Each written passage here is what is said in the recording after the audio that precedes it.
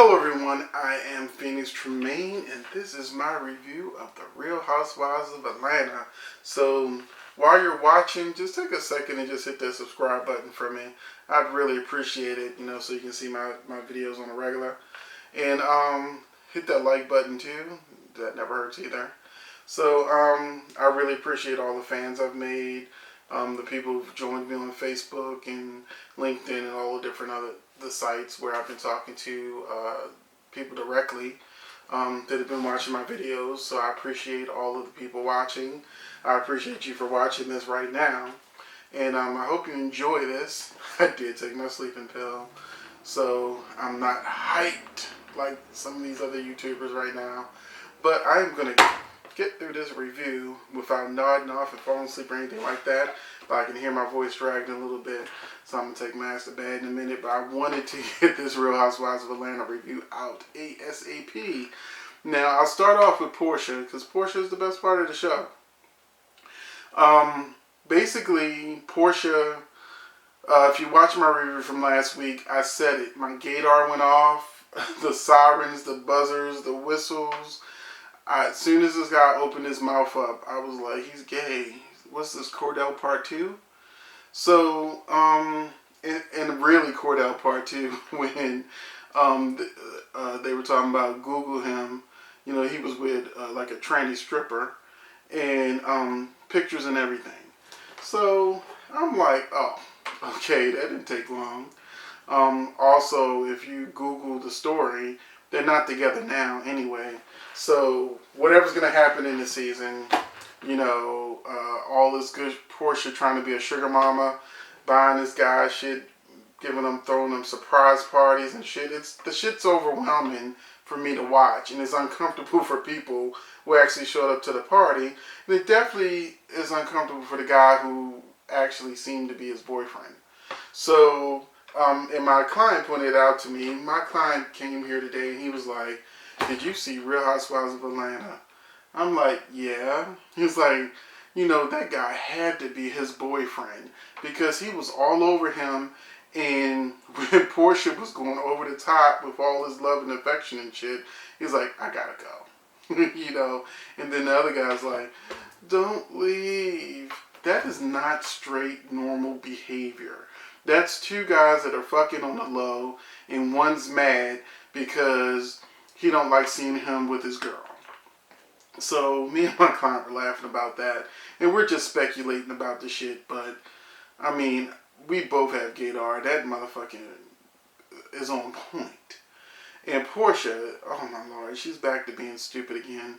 She couldn't count 13 weeks. How many months pregnant is 13 weeks? Really, bitch? Really? But I love Portia, and my client also pointed out, and we both were talking about it, and we were saying any straight man would be all over Portia. Kissing, hugging, touching, caressing, because they just fucking met. This is the honeymoon period. He would normally be all over her if he was straight.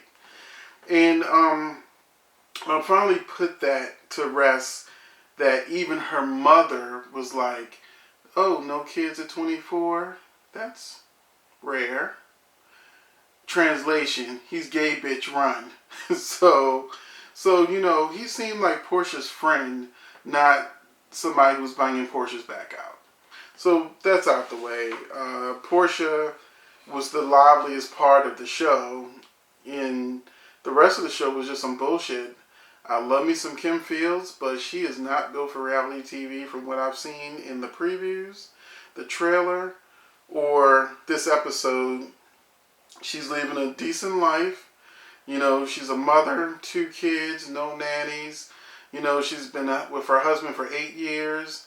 And Kenya came for her in this episode, and it either went over her head or she just wasn't playing that game, that Kim feels is going to ruin her career for Andy Cohen.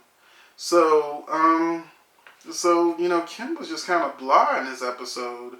Because Kenya insinuated that she needed the money by talking about that her skates are probably on eBay, and Kim just looked at her. She didn't respond or nothing. She just gave her a look like, bitch, really? And then Kenya wanted to use her as a director for her show. and knowing that Kim Phil's name will actually give her some real recognition. And Kim's like, maybe. So next episode, her and her husband watch the show and they don't look like they like it too much. Other than that, we got some bullshit Candy and Phaedra drama, the fake tears, the manufactured drama for the season. I don't believe it. I love both women.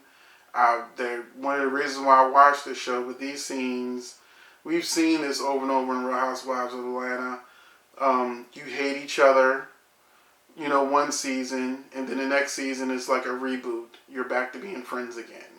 You find some common ground to be able to move on and realistically say, okay, we're trying this shit again. No, you're castmates. In real life, you would never talk to each other again in life with some of the shit that's gone down on the show. But you do what you got to do, make that money. And Cynthia had a couple of minor scenes. Once again, Cynthia's reverted to being Cynthia, which is boring. Her drama is boring. Now, I know on a trip, I think Cynthia kicks Portia in the pussy or some crazy shit like that's going to happen. But we got a long way for them to get to the trip. So what this show needs is a good dose of Nene. There's a lot of Nene haters out there, but this bitch brought the drama. She was the instigator. She did everything she needed to do like Queen Bee and kept this ship running. I don't know if it's going to survive without her, but they're going to try. But that was the Real Housewives of Atlanta. I mean, if I missed anything, it really wasn't worth mentioning. Other than that, this weekend, I taped another episode of my show, The Hard Truth, which will be coming out soon. And this is the Hard Truth YouTube edition. And because it's made directly for YouTube. And I hope you enjoyed. I'm going to put a clip on just showing you the fun we had this weekend on one of the topics. Well, we had fun with all the topics. But I'm going to throw that clip in. Tell me what you think. I hope you enjoyed it, and I hope you'll look forward when we actually release the episode. So thank you for watching. Don't forget to subscribe. And I'm Phoenix Tremaine, and I hope you enjoy me, my productions, and my reviews. Watch it. The Hard Truth YouTube edition is happening now. Today we're going to answer the question, what do our partners done wrong in bed? Wow. Like, some people just lazy. They ain't lazy lovers. That's what I call them. Lazy lover, I'm done. A bitch like to eat in the bed. Like, yeah, man. Eat? Yeah, man. And not you. Yeah, I mean, she gonna eat me too, you feel me? But at the end of the day, snacking? you sucking me up. You got Fritos in your mouth. Like, that shit. Sloppy head. I hate, you look like you like it, I hate that sloppy ass head. Man, sloppy where my sideways, spit all over my balls and fucking shit. right, running down your ass, all that. Well, let me ask you this question, and this is a little more relevant. It's a little slightly off topic, but since we're talking about this, when Talking about what? This? What? eating ass. Okay, yeah. Thank you, baby. So come out from under that. Because I'm trying to remember her name. I forgot. Vivica Fox said that she 50 Cent said that Vivica Fox ate his ass. Right. and people was like, wow. God, that ain't straight. You know what I mean? Right. But I know plenty of guys who's gotten their ass eaten by women and they're ready to marry them. Right. So how do you feel about that? Is that something that's You're gonna take me to a whole nother place. Is that straight or is that out of the comfort zone?